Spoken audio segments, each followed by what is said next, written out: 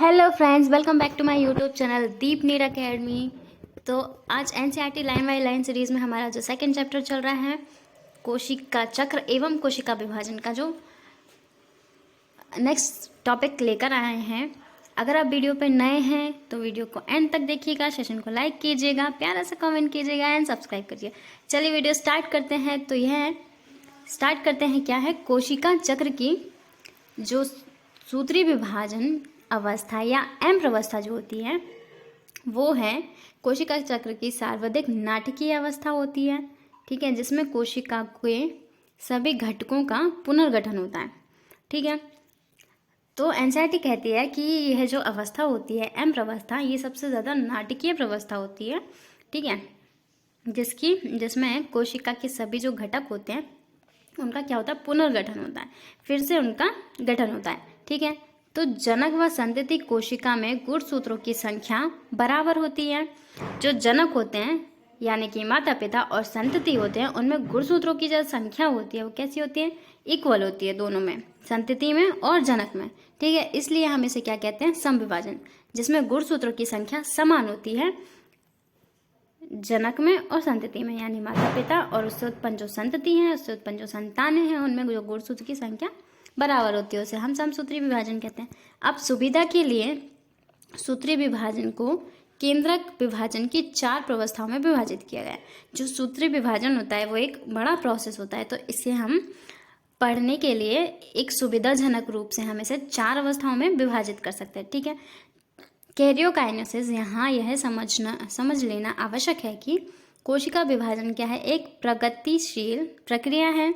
इसकी विभिन्न अवस्थाओं के बीच स्पष्ट रूप से विभाजन करना मुश्किल है। कैरियोकाइनेसिस को 4 अवस्थाओं में विभाजित किया गया है। तो ये 4 अवस्थाएं कौन कौन सी हैं, तो हम इन 4 अवस्थाओं के बारे में देखते हैं।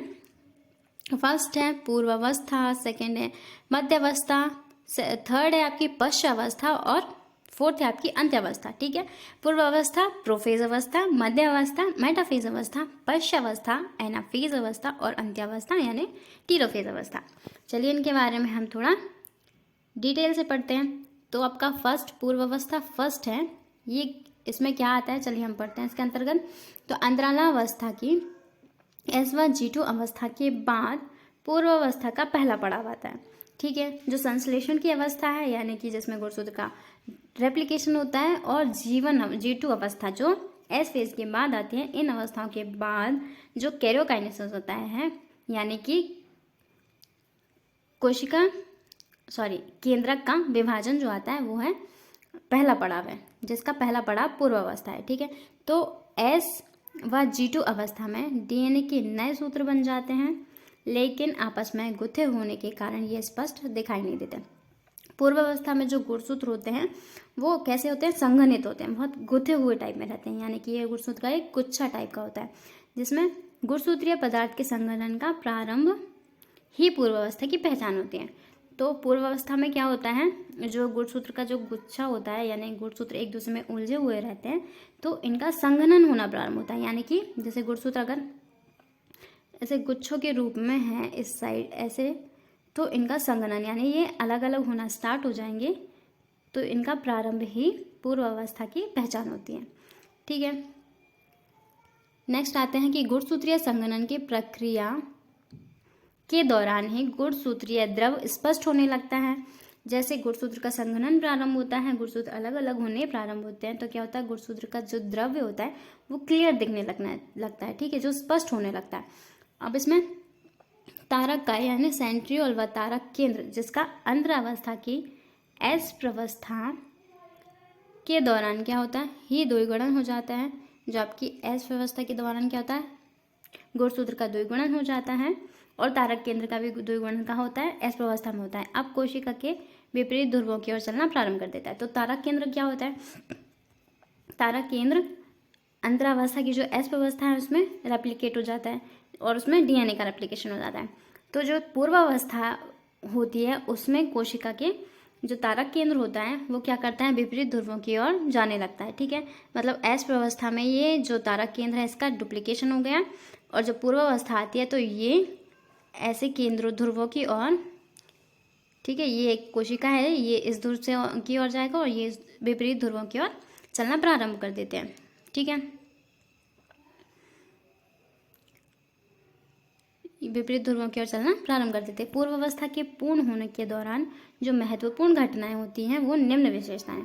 तो जो पूर्व अवस्था के दौरान जो मुख्य बिंदु यानी क्या क्या होता है, इसे हम समराइज वे में पढ़ते हैं।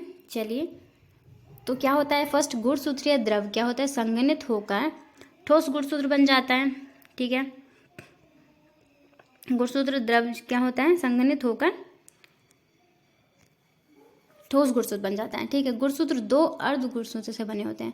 गुणसूत्र कैसे बने होते हैं, दो अर्ध गुणसूत्र से बने होते हैं जो आपस में सेंट्रोमियर से जुड़े होते हैं, यानी बीच में एक बिंदु होता है सेंट्रोमियर जिससे ये जुड़े होते हैं। अंतरावस्था के समय जिस तारक काय का द्विगुणन हुआ था, अंतरावस्था की एस प्रवस्था के दौरान जिस तारक केंद्र का डुप्लीकेशन हुआ था यानी द्विगुणन हुआ था, वह कोशिका में क्या होता है, विपरीत ध्रुवों की ओर जाने लगता है। जैसे कि मैंने आपको बताया था डायग्राम बना के कि विपरीत ध्रुवों की ओर जाने लगता है। प्रत्येक तारक काय एक सूक्ष्म नलिका को विकृत करता है। ठीक है, तारक काय क्या करता है, विपरीत ध्रुवों पे जाके और उसमें सूक्ष्म नलिकाएं जो हैं वो उससे निकलती हैं तारक केंद्र से, जिसे हम क्या कहेंगे, एस्टर कहते हैं। जिस कोशिका का नाम हम एस्टर कहते हैं। और ये एस्टर क्या करते हैं, ये तंतु व तारक मिलकर समसूत्री विभाजन यंत्र बनाते हैं। तो ये तंतु और कारक क्या होते हैं, ये यंत्र बनाते हैं। कौन सा यंत्र, समसूत्री विभाजन यंत्र बनाते हैं। पूर्व अवस्था के अंत में यदि कोशिका को सूक्ष्मदर्शी से देखा जाए तो इसमें क्या होते हैं, गोल्जिकाएं, अंतःप्रद्रव्य जालिका, तारक केंद्रिका और केंद्रक आवरण दिखाई नहीं देते। ठीक है, पूर्व अवस्था के अंत में क्या क्या होता है, चलिए इसे समराइज में बढ़ते हैं। जब गुणसूत्र का द्रव संघनित होता है तो ये ठोस गुणसूत्र बन जाते हैं। फर्स्ट पॉइंट, गुणसूत्र दो अर्ध गुणसूत्रों से बना होता है और आपस में सेंट्रोमियर से जुड़ा होता है। ठीक है, गुणसूत्र कैसा होता है, ये दो अर्ध गुणसूत्र से बना होता है। ठीक है, ये ऐसे दो अर्ध गुणसूत्र बना होता है और ये सेंट्रोमियर से बीच में जुड़ा होता है।